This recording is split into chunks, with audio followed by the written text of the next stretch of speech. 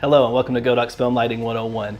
For this episode, we're going to dive into creating a candlelit dining room scene. Let's check it out.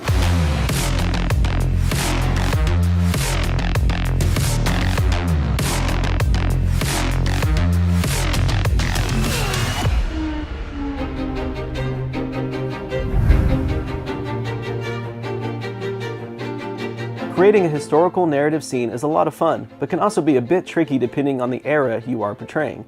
There are many factors that come into play. Things like wardrobe, hair and makeup, set design, and of course, the lighting. Fortunately, Godox offers the perfect lighting that can easily transform a scene to match any era. When creating a period piece, it's important to find a location that will work best for your story. The location is a character itself, just like your subject, so always try to keep that in mind. This will definitely help save on time and budget and allow you to focus more on dialing in the look for your scene as opposed to building everything from scratch. For this example, I chose to use a formal dining room. It already had a nice vintage look and a few practical sources that I could take advantage of. Things like candles, a chandelier, and several props definitely help the scene look like it's from a different point in time. With the chandelier acting as our only practical light, the scene's a bit dark, so let's build our scene around the chandelier. The first light I placed was outside of the window. I went with the Godox VL300. I wanted this light to portray a hard lighting source, such as the full moon at night. I used the Godox C-stand and arm to place the light very high up. I angled it downward, pointing it directly at the window.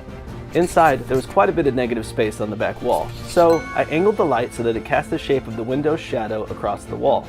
I set this light to 60% power. The next light was also outside. I placed a Godox ML60 high up and pointed it directly at the tree. This allows for a bit of color contrast by illuminating the green from the tree and helps balance the scene behind the subject. This light was set at 50% power. For the interior lighting, I used 3 Godox TL60 tube lights throughout the room. These lights are incredible.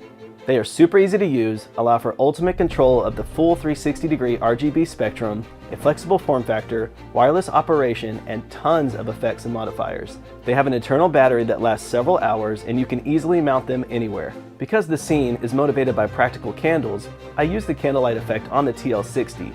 This was perfect for what I needed, and I was able to easily add it to the scene to add a nice motivated key to the subject's back and face. This light was set at 16% power.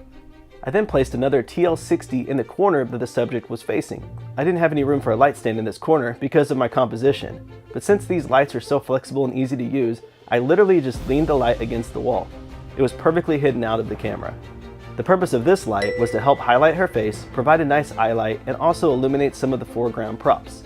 I used the CCT function of the light to change the color temperature to 2700K so that the light appears softer and slightly yellow in color. This helps lighten up her skin tone from the warmer orange light that is cast by all the other candle light from around the room. This light was set at 1% power. Now, I needed to add a touch of motivated candlelight to the back wall.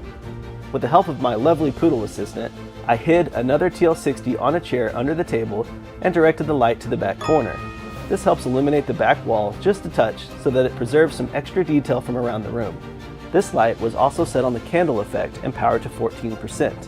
For the final light, I needed a few stops of ambient fill, so I placed a Godox SZ150R in the doorway at the back of the room.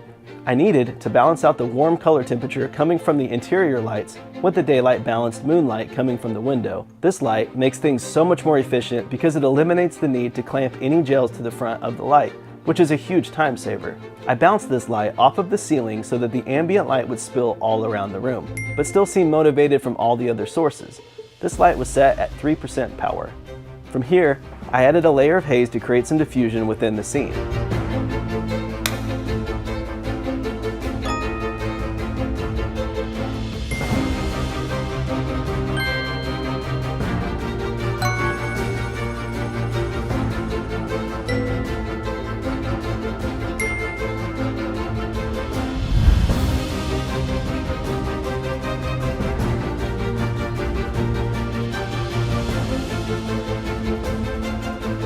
Hopefully, these techniques are helpful for you to try out on some of your future projects.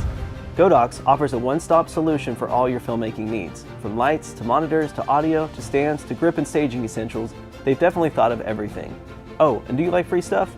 Godox is giving away a product every episode. For your chance to win, all you need to do is answer the following question in the comments below.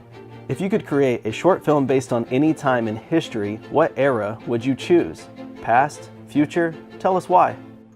Also, be sure to like and subscribe for more tutorials. Thank you so much for tuning in to Godox Film Lighting 101. We'll see you next time.